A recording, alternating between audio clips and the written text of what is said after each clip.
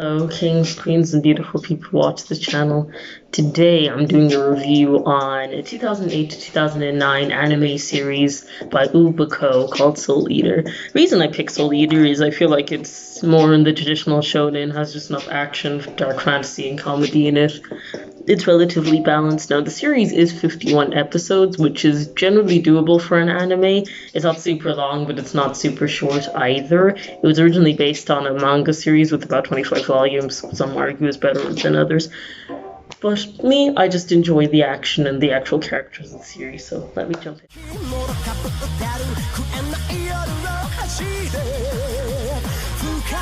Now, the general premise with Soul Eater is it's set up in this world where there is the DWMA. It's basically a school where humans who can transform into weapons and their meisters, people who can wield them, train to become make their weapons death sights, which is like the highest ranking weapon. The purpose of the school is to kind of maintain, balance and order away from evil. And to become this death sight, you have to collect 99 evil souls, which are Kishins, they're often called in this series, and one witch. And the series does have each of the main characters basically try and collect these 99 evil souls and one witch, as well as, fighting other villains as the series goes along. Now, the reason for obviously trying to maintain this balance is because if the Kishins take over, they'll try to obtain human souls and basically world destruction. I know when I describe that, it probably does sound a bit like Bleach. However, I'd argue this story kind of goes in a different direction compared to Bleach. It's more lighthearted and is a lot shorter than Bleach is.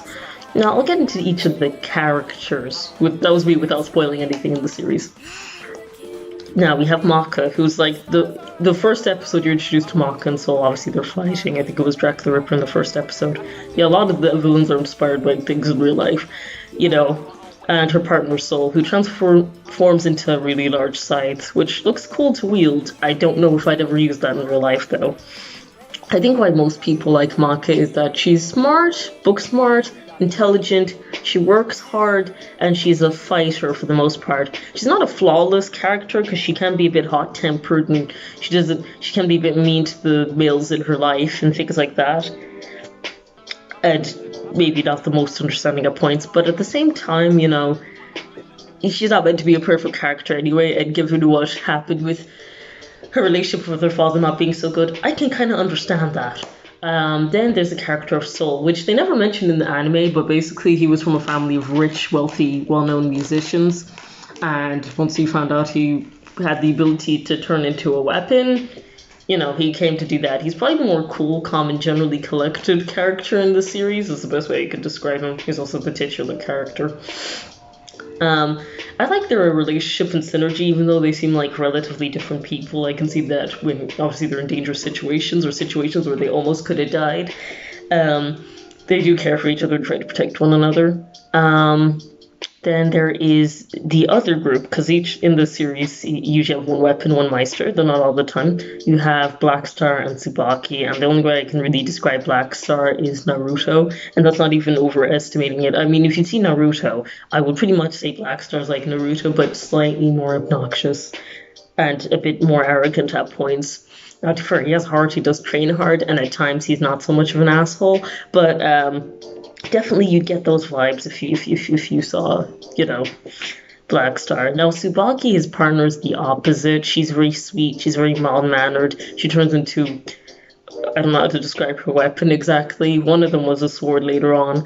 But she's probably one of the older characters too, but you find out more about her backstory, and it's actually rather tragic for a series that's usually not that, well, at times it's lighthearted, I like her character too. Now, my favorite character is Death the Kid. One, he takes his job seriously. He's probably one of the best fighters, I'd argue. Like, to be honest, he didn't even necessarily need to go through the whole Death Academy because he is Lord Death, the Grim Reaper's son, but I appreciate that he takes his job seriously. The main problem he has, besides being obviously a rich kid, is his crippling, what most people would say, symptoms of OCD he has, especially his obsession with perfect symmetry, which at points almost gets him killed throughout the series, you know what I mean? I know it's sometimes done for comedic effect, but it's all those things I actually feel bad for the character, But no, he's a competent fighter. He actually does have somewhat of a likability to him. And now his weapons, he has two, unlike other people in this series, which are sisters Liz and Patty, who their backstory basically was that they used to rip and run people, if you know what that means. And basically, when Kid found them, he improved their lives, even if he can be a pain in the ass. And they transform into guns. But they're not ordinary guns because, like I said, this show has to do with like soul and powers and stuff. So their soul wavelength, as it's described, obviously links up with kids. So that's how they're super powerful. Now there is more supporting characters. Mr. Stein, who's a teacher of theirs later. Sid, who was another teacher of theirs before he got turned into a zombie. That's not really spoiling much though. Who before he died looked good. And then there was also Lord Death himself, who's a bit more comical and looks a lot more friendly in this series compared to other depictions of him. And then there is also the side character of Spirit Auburn, Maka's dad, who I feel like, though, is a schmuck. He really does try. Like, I get why Maka doesn't like him. He cheated on her mother. I wouldn't be on the best grounds of my father if he did that. But when you also add the fact he was 18 when Maka was born, he probably wasn't the most kept 18-year-old to take care of a kid. Granted, he does care about his daughter and is worried when she's in danger, so I'll give him that. That's what I'll say about the characters and premise of Soul Eater.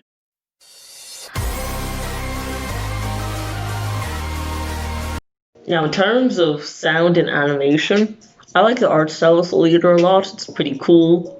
The art style I really like. I've seen Fire Force be similar. I like the animation itself. It's done by Studio Bones. They did Cowboy Bebop. I really like it. I feel like it still holds up relatively well even 12 years later. I enjoy when I watch the fight scenes. I enjoy it when they're even having more like lighthearted moments. In terms of music, the opening to Soul Eater I absolutely love. Like T.M.Revolution, they also did the opening for Rurouni Kenshin. No, ending theme for Rurouni Kenshin, sorry. Not opening. Really like that opening. Like, I could play on a repeat. I'm pretty sure it's in my top 10. Somewhere up there. It's definitely in my top 10. I love the opening theme. I also love the second opening theme when the story's taking a different arc and changing. Paper Moon, absolutely love that song as well. I think it's a great track. It really adds. Like, most of Soul Eater tracks seems to have more pop rock elements to it, which fits with the theme of the show. I mean, if you watch the show, it also got very big Halloween and music vibes all over it, But that's the whole, aesthetic of the show, and I respect it for that reason. Now, like, it's the type of music I could even listen to outside of the anime itself, because there's some music, you'd listen to within the confines of a show and a movie that you wouldn't really listen to outside, whereas TM Revolution, Resonance, I could listen to any day. I don't know, I kept messing it up. But, yeah, no, Studio Bones, they do some good anime right there, so I definitely recommend it in that part.